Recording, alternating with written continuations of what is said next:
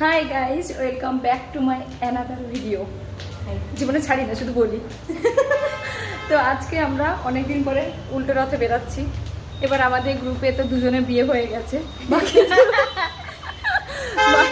একজনের হয়ে গেছে, একজন করতে গেছে, একজনের হয়ে গেছে, আর একজন মানে পড়াশোনা করে ওর বাড়িতে বলেছে, ওর শ্বশুর শাশুড়ি বলেছে চাকরি করা বৌমা ছাড়া ওরা অ্যাকসেপ্ট করবে না, দুজনে গেছে।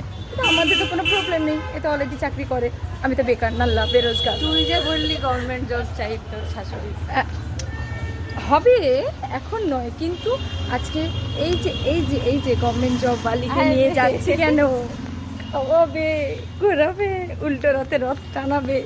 বাই গাইস, আমি এতটাই ফ্রড যে অর্পিতাকে নিয়ে এসেছি যে চল শোভাবাজার রাজবাড়িতে রথের মেলা হয়।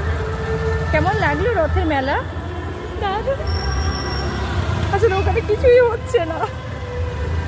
ফাইনালি ভন করে 2 ঘন্টা ঘোরার পরে আমি ওকে মেলার সন্ধান দিয়েছি। এবারও আর বলতে পারবে না যে কোথায় মেলাতে নিয়ে এসেছিস। আমি মেলাতে নিয়ে এসেছি। অর্পিতা, আজকে আমার সাথে একটা রিলস বানাবি? তোর পার্টনার তো অনামিকা না, আজ থেকে তুই মানে আগে থেকেই তুই ছিলি। অনামিকার সাথে কখনোই আমি ওই ভালোভাবে রিলস বানাতে ভালোবাসতাম না,